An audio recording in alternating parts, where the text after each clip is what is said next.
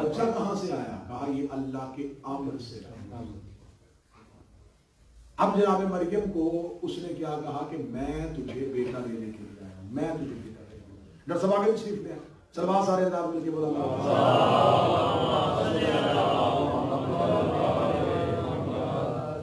میں تجھے بیٹا دینے کے لیے آیا ہوں۔ اب میرا سوال ہے کہ جس کا، اب یہ جبریل جو فرشتہ ہے یہ کون ہے؟ یہ مولا علی کا شاگرد ہے اور حسنین کا درزی، جن کا درزی مریم کو بیٹے دے سکتا ہو۔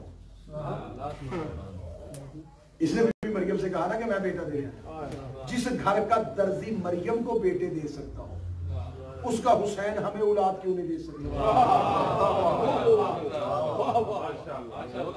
میں تجھے پکیزہ بیٹے کی بشارت دینے کے لیے آیا ہوں، اور یہ جو آیا ہے یہ اللہ کی آیت ہے۔ بی بی مریم نے دیکھا گود میں عیسیٰ گود میں۔ بی بی مریم نے اسے کیا پوچھا تھا فرشتے سے؟ تو کون ہے؟ اسے کہا رب کا رسول ہوں، تجھے بیٹا دینے آیا ہوں۔ رب کا رسول ہوں، رب کا رسول ہوں، بیٹا دینے آیا۔ یہ ہے بطول صغریٰ، اس کو کہہ رہا ہے رب کا رسول ہوں، بیٹا دینے آیا ہوں۔ یہی فرشتہ زہرا کے دروازے پہ گیا، فضا نے کہا کون ہے؟ کہتا درزی ہوں، کپڑے لے کے آیا۔ یہاں بیٹے دے رہا تھا، وہاں کبھی فقیر بن کے آ رہا، کبھی یتیم بن کے آ رہا، کبھی اسیر بن کے آ رہا۔ جناب عیسیٰ کو خدا نے قرآن میں امر کہا، قرآن نے اپنی آیت کہا۔ بی بی مریم ہاتھوں میں لے کے عیسیٰ کو باہر چلے گئی، باہر جانا تھا، قوم نے آ کے بی بی مریم سے ایک سوال کیا کہ یہ بچہ کہاں سے آیا، یہ بچہ کہاں سے آیا؟ اور جو قرآن میں بی بی مریم کی قوم کا سوال ہے وہ اس انداز کے ساتھ ہے کہ مریم کی قوم نے کہا نہ تیری ماں ایسی نہ تیرا باپ، یہ بغیر شوہر کے بیٹا کہاں سے؟ یہ آیت نہیں ہے، یہ مریم کو دیا جانے والا تانا ہی ہے نا۔ یہ ہو بہو لفظ جو تھے یہ بی بی مریم کی قوم کے تھے، نہ تیری ماں ایسی نہ تیرا باپ ایسا، یہ بچہ کہاں سے آیا؟ یہ تانا تھا، خدا نے تانے کو آیت بنا کے قرآن کے سینے میں رکھا۔ اب قیامت تک جب تک مسلمان قرآن چومیں گے اس تانے کو بھی چومیں گے۔ میرے مالک تو نے ان کے لہجے کو قرآن میں کیوں رکھ دیا؟ یہ تو ان کا تانا تھا۔ فرمایا دراصل انہوں نے دیا تانا تھا، لیکن اس میں مریم کی فضیلت کا اقرار ہے۔ میرے مالک اس میں فضیلت کس چیز کی؟ انہوں نے کہا نہ تیری ماں ایسی نہ تیرا باپ ایسا۔ فرمایا دیکھو انہوں نے کہا نہیں نہ تیری ماں ایسی نہ تیرا باپ ایسا، گواہی تو دے گئے نا کہ جن کی بیٹی بطول ہو وہ مائیں بھی ہماری جیسی نہیں ہوتی، جن کی بیٹی بطول ہو وہ باپ بھی ہم جیسے نہیں، نہ تیری ماں ایسی نہ تیرا باپ ایسا، یہ بچہ کہاں سے آیا؟ بی بی مریم نے عیسیٰ کی طرف دیکھا اور عیسیٰ نے لا بھلا انی عبداللہ کان کتاب و چانے نبی، میں اللہ کا عبد ہوں، کتاب لے کے آئے اور نبی بن کے آئے۔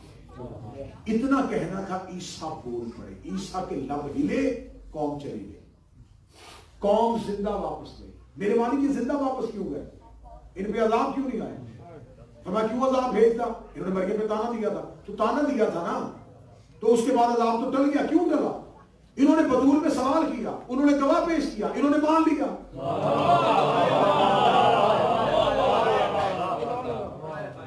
اب یہاں انہوں نے، قوم نے بطول کا گواہ مانا۔ بعد میں یہی قوم جو تھی ایک ایسا وقت آیا، اسی قوم نے کہا کہ وہ جو عیسیٰ وہ جو بیت المقدس میں آیا تھا وہ تو ہمارے اللہ کا بیٹا ہے۔ انہوں نے عیسیٰ کو اللہ کا بیٹا کہا۔ چلتے چلتے دور ایسا آ گیا کہ بطول کبریٰ کے باپ کو انہوں نے آ کے مدینے میں سوال کر دیا کہ ہم یہی مانیں گے کہ عیسیٰ اللہ کا بیٹا ہے۔ اب یہاں 3 دن تک مسلسل نبی کے ساتھ مباحثہ ہوتا تھا، بالکل اختتام کرنے لگا نہیں، 3 دن تک مسلسل بحث ہوتی ہے۔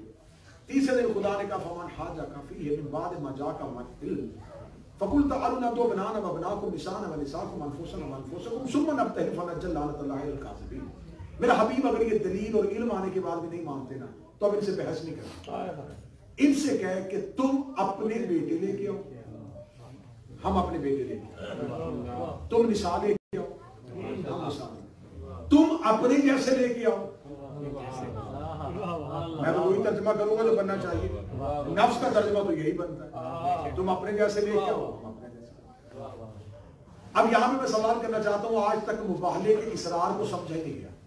سمجھا گیا کہ مباہلہ جی یہ عیسائیوں اور مسلمانوں کی بات, یہ سچوں اور جھوٹوں کی بات ہے. عیسائی جو مباہلہ کرنے کے لیے آئے تھے, یہ عام عیسائی نہیں آئے تھے, یہ عیسائیوں کے پادری آئے تھے, پبلک نہیں آئی تھی. ان کے لیڈرز آئے تھے, ان کے پادری آئے تھے نبی کے سامنے بیٹھ کے. عیسائیوں نے کہا تھا کہ ہمارا مذہب تسلیس پہ کھڑا ہے, 3 چیزوں پہ کھڑا. آج بھی ان کے ہاں سلیب کی جو علامت ہے وہ تسلیس کی علامت ہے. وہ کہتے ہیں ہمارے ہاں 3 چیزیں معتبر ہیں, مریم سے زیادہ افضل مستور کوئی ہو نہیں سکتی, ہم نہیں مانتے. عیسیٰ سے بہتر مرد کوئی نہیں. اور جبریل امین کو وہ اپنی زبان میں کہتے ہیں روح القدس. وہ کہتے ہیں کہ اس میں اللہ کا اختیار تھا, اس نے مریم کو چھوا اور مریم کے پاس بیٹا آیا. اللہ اس روح میں حلول کر کے مریم کے پاس آیا تھا, اور لہذا روح القدس جو جبریل ہے اسے روح القدس کہتے ہیں. وہ کہتے ہیں روح القدس سے زیادہ اختیار کسی کے پاس نہیں, عیسیٰ سے افضل مرد کوئی نہیں, مریم سے بہتر مستور کوئی نہیں. آج تک ان کا مذہب تسلیس پہ کھڑا ہے, 3 چیزوں پہ کھڑا ہے. رسول کے سامنے وہ بار بار تسلیس رکھ رہے تھے. وہ کہتے تھے باقی بحث ہی نہیں کرنی, ان 3 جیسا کوئی ہے تو لا.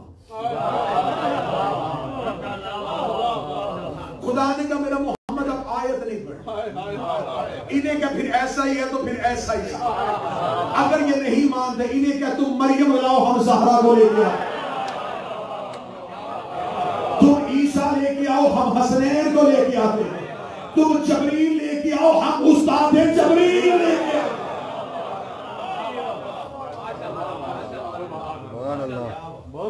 پھر ایسے ہے تو پھر ایسے.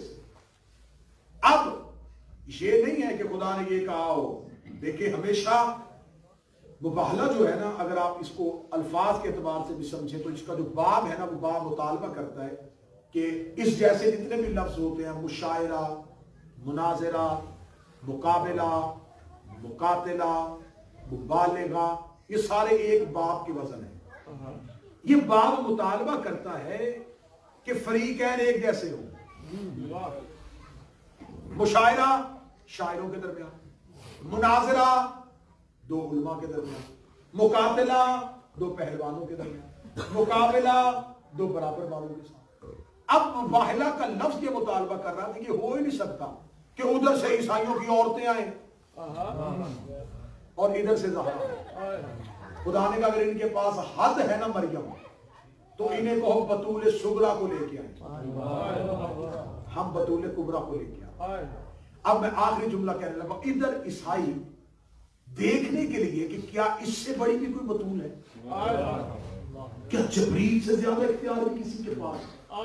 یہ مباہلہ کے میدان میں مناظرہ مباہلہ کرنے کے لیے آئے ہی نہیں تھے, یہ صرف زیارت کے مشتاق تھے. کیونکہ میں مباہلے کا ایک نیا زاویہ پڑھ رہا ہوں. یہ گھر سے ہی نیت نہیں کر کے آئے تھے کہ ہم نے نبی کے ساتھ بحث و مباحثہ کرنا. انہوں نے اپنی کتابوں میں پڑھ چکے تھے, انہوں نے کہا تھا کیسے کریں گے اس بطول کبرا کی زیارت, کیسے دیکھیں گے اس استاد جبریل. یہ مباہلہ کے میدان میں کھڑے تھے کہ ہم دیکھیں گے کہ وہ صاحبان اختیار کہاں پہ.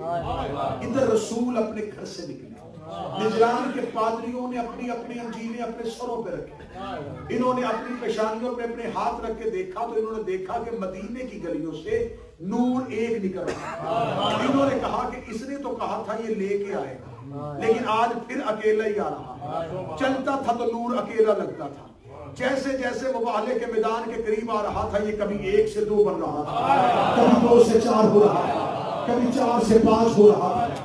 نجران کے عیسائیوں کا سب سے بڑا پادری جو سب سے زیادہ انجیل کا عالم تھا اور اس کا دعویٰ تھا کہ میرا عیسیٰ مسیح کے ساتھ تعلق و نسبت ہے, میں اس کے ساتھ رابطے میں ہوں, میں نسل شمعون میں سے ہوں. یہ ہاتھ اپنا پیشانی پہ رکھ کے بار بار دیکھ رہا تھا. باقی پادریوں نے کہا کہ کس کو ڈھونڈ رہا ہے, اس میں 4 نظر آ رہے ہیں, ابھی تک وہ نور نہیں دیکھ رہا جس کی وجہ سے میں نے انجیل اپنے سر میں رکھی ہوئی ہے. ادھر مباہلے کے میدان کے قریب نور زہرا کا صرف طلوع ہونا تھا. کتابیں کہتی ہیں نجران کے عیسائی کے پادری पादरियों से कहा फसजदू, फौरन इनके सजदे में गिर जाओ, फौरन इनकी ताजीम के लिए झुक जाओ। उसका क्या दिख रहा है? उसका मुझे नहीं पता मर्द कितने आ रहे हैं, मुझे नहीं पता मजदूरात कितनी आ रही हैं, अगर इनमें कोई खातून आ रही है तो मरियम उसका पल्लू उठा के आए।